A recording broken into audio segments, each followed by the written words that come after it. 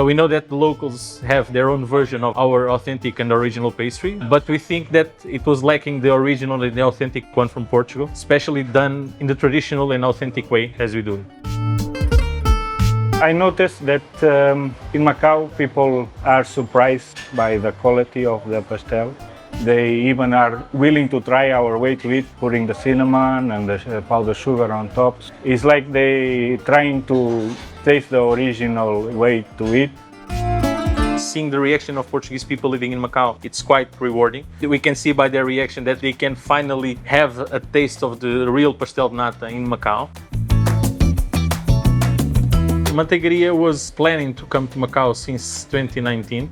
We did tests by then, focus groups to try to understand the market and the acceptance to our product. So it was always a plan to start with Macau for the expansion of the brand in Asia.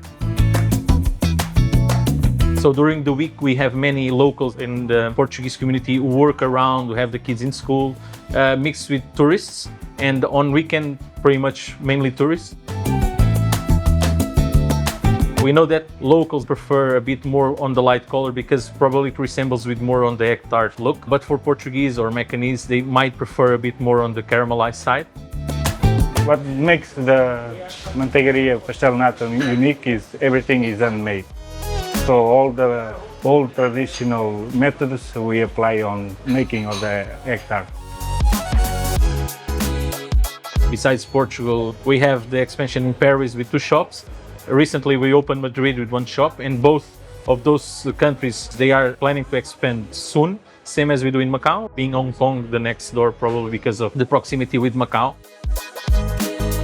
Luckily, things have become good and we keep having a steady number of clients coming every day. Currently, we are selling around 2,000 units per day, actually exceeding our expectations.